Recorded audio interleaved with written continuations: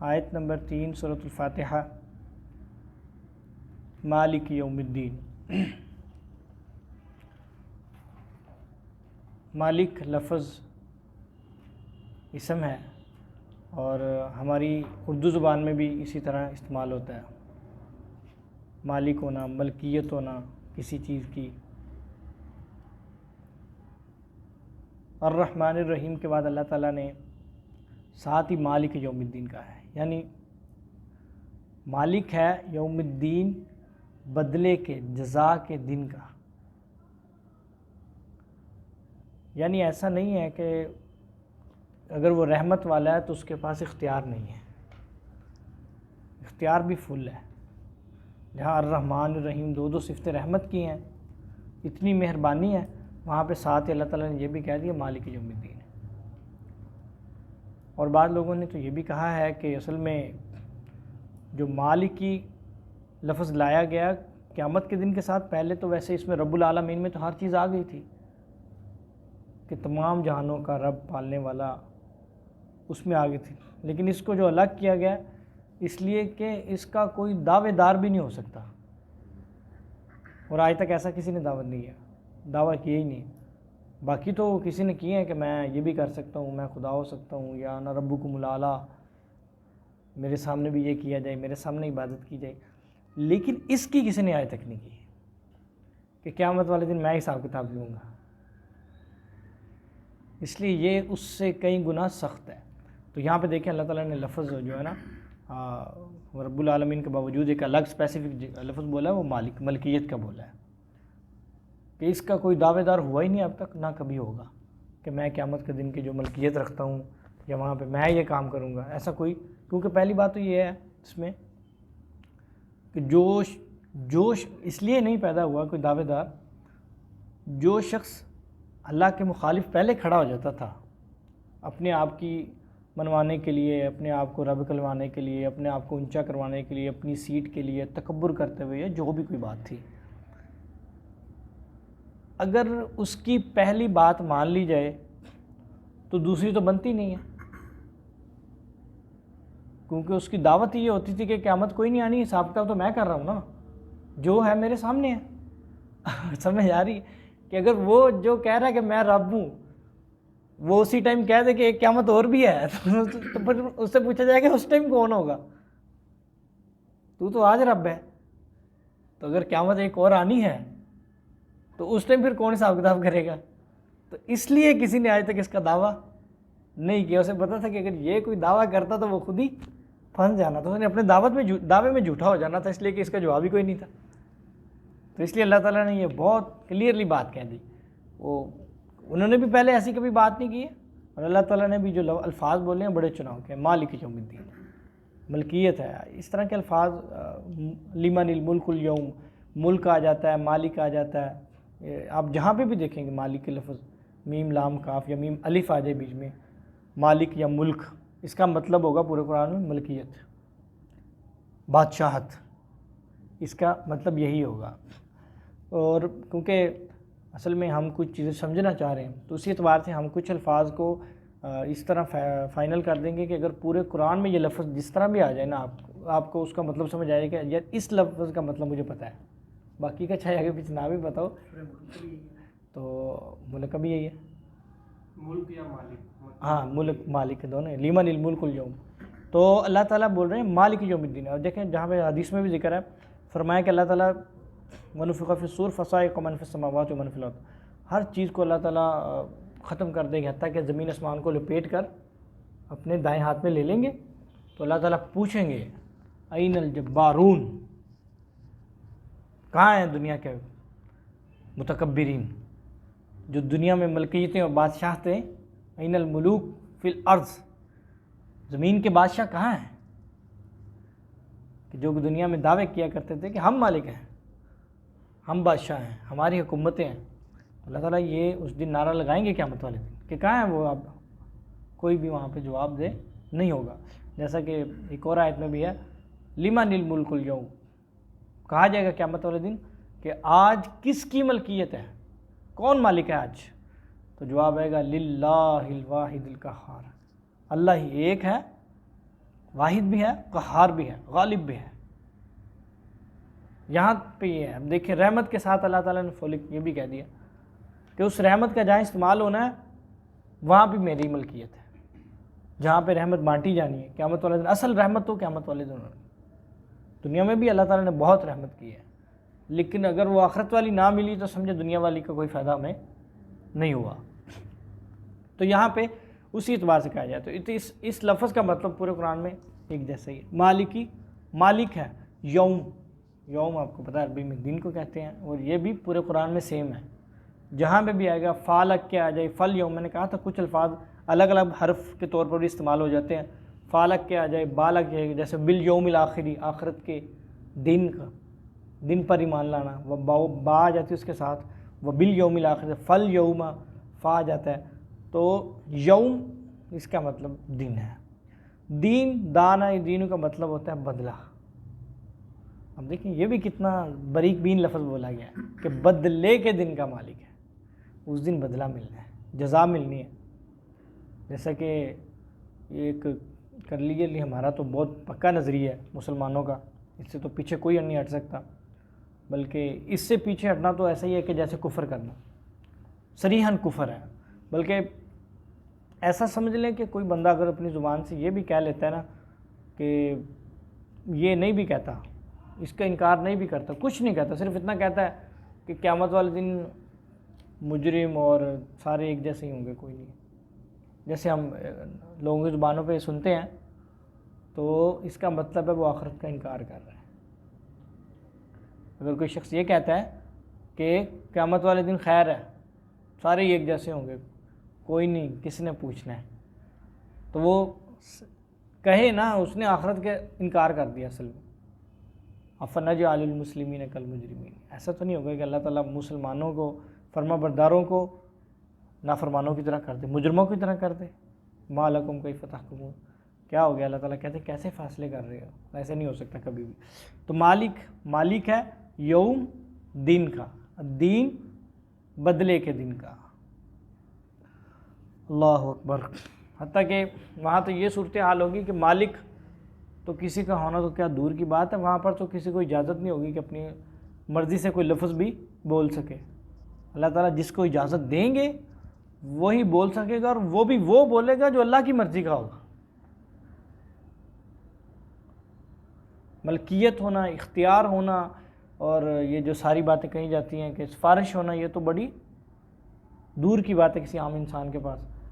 जो होगा, बल्कि कोई बोलेगा भी नहीं, जो बोलेगा वो अल्लाह की मर्ज़ी से बोलेगा, और वही बोलेगा जो अल्लाह चाहेगा। तो किसी के पास वहाँ पे अथॉरिटी नहीं होगी, क्योंकि उस दिन असल अथॉरिटी कायम हो जानी। उसके बाद है 5वीं आयत, इय्याका, तेरी ही, ख़ास ताकीद के लिए आ रहा है। काफ जो होती है ना, काफ, ये जिस तरह लिखी हुई है इसमें, ये वाली काफ, ये जैसे आती है इसी तरह ये ज़मीर इस्तेमाल होती है मुखातिब के लिए, सामने वाहिद मुखातिब के लिए। का कई अल्फाज के साथ आपको आगे मैं अब ये बता दिया, तो इसकी निशानदेही मैं आपसे करवा लिया करूँगा कि ये देखें, ये वो वही ज़मीर इस्तेमाल हो रही है। अब उस ज़मीर का हम तर्जुमा अपनी ज़ुबान में कुछ भी कर सकते हैं, जो हमारी एक ज़ुबान, लोकल ज़ुबान में कुछ बनता होगा ज़मीर का तर्जुमा, या का, तेरी ही, आपकी, जिस तरह भी हमारा एक तर्जुमा बनता होगा। हम अब इसमें हम इस ज़मीर का तर्जुमा कर रहे हैं तेरी, इया का ख़ास, इया का तेरी ही, ताकीद के लिए, क्योंकि तरतीब ये है कि फ़ेल फ़ाइल आता है, पहले फ़ेल आता है, फिर फ़ाइल आता है, फिर मफ़ूल आता है, पहले काम करने वाला जिस पर किया गया है, तरतीब ये होती है। लेकिन अरबी में अब यहाँ पे अगर बात में मुबालगा करना हो, तकीद पैदा करनी हो, बात में बहुत ज़्यादा ज़ोर पैदा करना हो, तो ऐसा भी किया जाता है कि फ़ाइल को पहले ले आए, मफ़ूल को पहले ले आए, और फ़ेल बाद में आया। जैसा कि या का, यहाँ पे मफ़ूल पहले है, अल्लाह की बात होती है ना, इया का नाबुदु, नाबुदु इया का, इया का तेरी ही, नाबुदु हम इबादत करते हैं, फ़ेल बाद में आ रहा है। तो ये ही जो लग रहा है, ये असल में उसलिए लग रहा है, तकीद पैदा हो गई है जुमले में कि पहले आ गया वो, इया का तेरी ही, नाबुदु अबद से है। अबद असल में क्योंकि अरबी ज़ुबान के जो है वो 3 लफ्ज़ होते हैं किसी ज़ुबान के, सबसे पहले तो फेल में 3 होते हैं, इससे में भी तकरीबन 3 होते हैं, इससे कम नहीं होता इसम। तो यहाँ पे आइन बाद दाल असल है नअबुदु, वाकई वो सीगे के अतबार से कभी पहले अलिफ आ जाएगा, कभी पहले या आ जाएगा, कभी पहले ता आ जाएगा। आइन बाद दाल ये रहना ही रहना है, ये असल है उस अल्फाज की। तो नअबुदु हम तेरी इबादत करते हैं, या का नअबुदु हम तेरी ही इबादत करते हैं, व इया का और तेरी ही या तुझ ही से नस्तईन मदद मांगते हैं। इस्ताअनत होती है मदद मांगना, मदद तलब करना। अब देखिए इबादत के साथ अल्लाह ताला ने फौरी मदद का भी कह दिया, इबादत के साथ मदद का भी और दुआ का भी कह दिया फौरी साथ ही, इसलिए कि अकेली इबादत अगर कहे कि मैं करके सर्वाइव कर सकता हूँ तो ऐसा भी तो नहीं होगा ना, उसको ज़ाती ज़रूरतों के लिए भी अल्लाह की मदद चाहिए, अल्लाह का साथ चाहिए। तो फिर ऐसा ना हो कि वो कहे कि मैं सिर्फ इबादत से गुजारा कर लूँगा। हाँ, चीज़ें बाकी मटेरियलिस्टिक हो सकती हैं, फिज़िकली होंगी, उनकी हैसियत और है, लेकिन वो भी अल्लाह ताला ने साथ ही कह दी कि सिर्फ एक जो स्पेसिफिक इबादत है वही नहीं, इन सारी दुनिया की चीज़ों के लिए भी तुमने किसके पास आना है? मेरे पास ही आना है, मुझसे ही मदद मांगनी है। तो इसलिए अल्लाह ताला ने दोनों चीज़ें साथ साथ रख दी हैं। नाबुदु इबादत हम जो एक अपने तौर पर जो हमें बताएगी वो, नस्ताइन हम अपनी कुछ भी मांगना चाहते हैं, कुछ भी अल्लाह से फरमाइश करना चाहते हैं, तो उसमें हम क्या करेंगे? हमारी कोई भी मुसीबत आ गई, हम पर कोई परेशानी है, तो हम उसमें नस्ताइन का इसमें से आ जाएंगे कि हम अब अल्लाह से मदद मांग रहे हैं। तो चीज़ें तो एक ही हैं वैसे, इबादत होगी या अल्लाह से मांगना, मदद मांगना। तो फ़र्क इसलिए कर दिया गया है कि हमारे एतबार से हम समटाइम जो है चीज़ों को डिफरेंट कर लेते हैं, मुख्तलिफ कर लेते हैं। जैसे कि जैसे अहले अरब में भी एक रवश रही है, वो इबादत को अलग कर लिया करते थे, दुनिया के कामों को अलग कर लिया करते थे, दुनिया के कामों को उन्होंने अलग कर लिया करते थे। तो जैसा कि उन्होंने नस्ताइन में उन्होंने कई सारे खुदा बनाए हुए थे कि इससे हमने ये चीज़ मांगनी है, इससे ये मांगनी है, इससे ये मांगनी है, ये इसका ये है, अलग अलग बुत बनाए हुए थे। लेकिन अगर वो असल इबादत का उनसे पूछा जाता है कि असल इबादत किसी की, कहते अल्लाह की। वो ये मानते थे, ये तो बात मानते थे कि असल इबादत अल्लाह की है, असल रब अल्लाह है। लेकिन वो नस्ताइन में कुछ ना कुछ गड़बड़ कर लेते होते थे कि फ़लाँ चीज़ के लिए हम इसको बुला लेते हैं, इसको सिफारशी बना लेते हैं, इसको कर लेते हैं, इसको। तो दोनों चीज़ें अल्लाह ताला ने क्लियर कर दी। तो अल्लाह से ही मांगना चाहिए, ये इस एक मुसलमान का बेसिक फ़लसफ़ा है कि वो हमेशा अल्लाह से ही मांगता है। तो इसके अलावा किसी के पास कोई हल भी नहीं है। कोई अगर कहे कि मेरे पास इसके अलावा कोई हल है तो नहीं, काफिर तो नहीं उसे कहते हम, वो चल ही नहीं सकता। कैसे कोई पूरी कर सकता, किसी की पूरी कर सकता कोई? किसी की फरमाइश को मांगता जाए, कितना को दे सकता कोई किसी को? वो भी हाथ उठा लेगा, पूरा ही नहीं कर सकता। हाँ, उसने क्या हाथ उठाना, वो तो दे ही नहीं सकता ना। चले, ये भी इन्होंने एक अच्छा नुक्ता उठा दिया बीच पे कि वो तो उसी को यही समझ रहे थे ना कि यही दे रहा है। बहरहाल वो तो एक अलग उनकी कह लें कि शिरक इक़साम है, किसी भी गैरुल्लाह से मांगना जो है ना, वो ऐसी चीज़ मांगना, ख़ास तौर पर इसमें भी एक चीज़ फ़र्क है, ऐसी चीज़ मांगना जिसके उनके पास इख्तियार नहीं है। अब देखिए, आपने मुझे कहीं कि कॉपी दे दे, कॉपी तो मैं दे सकता हूँ, मोबाइल मोबाइल तो पकड़ा सकता हूँ। आप मेरा कोई काम कर दें तो मैं आपका कोई काम कर सकता हूँ, जिसका मेरे पास इख्तियार है। इसकी शिरक में नहीं आएगी, ये चीज़ें शिरक में नहीं आएगी।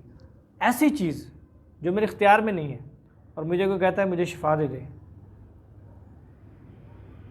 मुझे औलाद दे दे, ये बात को कहता तो ये क्या आ जाएगी? ये शिरक में आ जाएगी। तो इसलिए इन दो चीज़ों में फ़र्क रहेगा। टाइम बता दीजिएगा साथ साथ। बस एक आयत और पढ़ते हैं। इहदी हमें हदायत दे, ना हमें, ना जो है ये आ रहा है नून अलिफ ज़बर ना, इहदी हदायत से आ गया, ना हमें, इहदी तो हदायत दे ना हमें, और सिरात रास्ते की, ख़ास रास्ता है, जो अलिफ लाम लगा हुआ है मर्फ है, मुझे ख़ास रास्ता है, ये हर एक रास्ते की नहीं कि जिस भी इल्म के रास्ते पे चल पड़े आप उस तक पहुंच जाएंगे, अपनी मंजिल तक पहुंच जाएंगे, नहीं, यहाँ पे जो रास्ता है वो सिर्फ उसी एक ही रास्ता है। इहदी तो हदायत दे ना हमें अस्सिराता रास्ते की, अलमुस्तकीम सीधे रास्ते की। अब ये वो दुआ है जो इतनी सारी पीछे चीज़ें तारीफ़ात करने के बाद एक दुआ कही जा रही है, और हमें तरीक़ा भी बताया जा रहा है कि किस तरह आपने अल्लाह से मांगना है, दुआ करनी है, किस तरह करनी है। तो यहाँ पर तक अल्लाह ताला अपने बंदे का जवाब देते हैं कि मेरे बंदे ने मेरी हमद की है, मेरे बंदे ने मेरी तारीफ़ की है, मालिक यौमिद्दीन, मेरे बंदे ने मेरी बुजुर्गी की है, इय्याका नअबुदु व इय्याका नस्तईन। फिर हम ये कहते हैं, तो फिर हम अल्लाह ताला कहते हैं हाँ जी मेरे बंदे को क्या चाहिए, तो अल्लाह ताला जवाब देते हैं इस सूरह फातिहा का ख़ास तौर पर। तो हम आगे से क्या कहते हैं, इहदिनस सिरातल मुस्तकीम, अल्लाह हमें सीधे रास्ते की हदायत दे। ये वाहिद चीज़ है जो मांगने के बगैर नहीं मिलती। इसके लिए और ये चीज़ ऐसी है, अगर कोई बंदा मांग ले, वाहिद चीज़ है जो क़यामत वाले दिन हुज्जत कायम कर सकता है कि मैंने तो मांगी थी।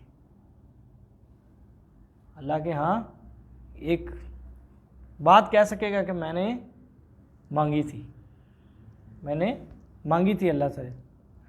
तो इसलिए जो हदायत मांगना ये बहुत बड़ी बात है। ये इतनी बड़ी बात है कि आप एक अपने लिए एक पूरी दीवार खड़ी करते जा रहे हैं अल्लाह के सामने कि ये अल्लाह जी ये देखें, मैंने तो ये चीज़ें कही हैं, मैंने तो हदायत मांगी है, मिले ना मिले बात का रास्ता है। अब देखें ना, आप एक सही चीज़ मांग लेते हैं और आपको पता है देनी भी अल्लाह ने है, तो आप हुज्जत कायम कर गए ना। एक आप अपने एतबार से ना देखें, एक गैर मुस्लिम के एतबार से देखें। अगर वो ये एक बात ज़िंदगी में भी एक दफ़ा कह दे तो वो क्या कहेगा कि जाके खड़ा नहीं हो जाएगा, वो कहेगा कि भाई मैंने तो कहा था।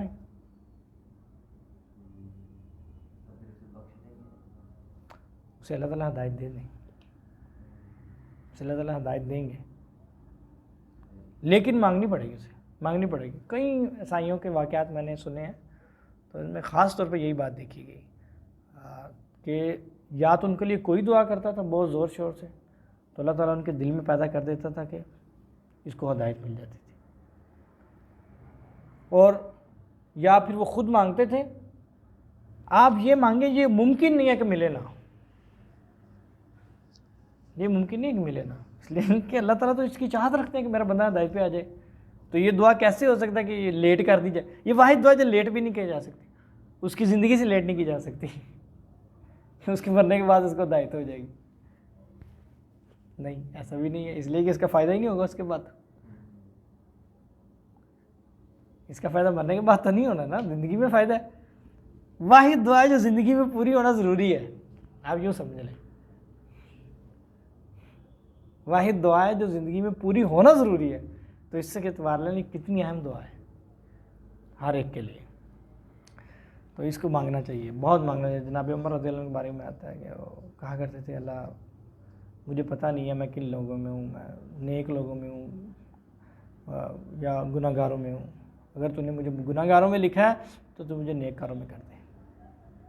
हत्ता कि नबी के वसल्लम क्या कहा, अल्लाह मसब्बित क़ल्बी अला दीनिक व ताअतिक, अल्लाह मुझे साबित ख़त्म कर दे दीन पर, यानी हदायत पर।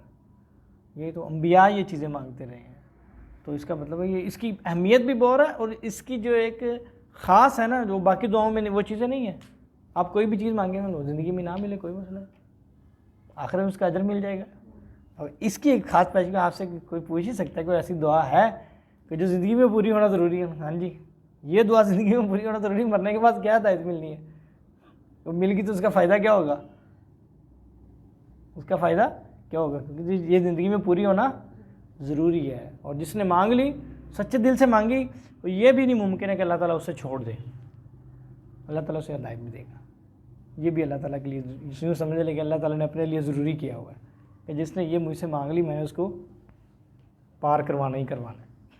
तो इंसान को चाहिए कि वो हदायत की दुआ हमेशा करता रहे। अल्लाह ताला समझ के अमल की तौफीक दे। मन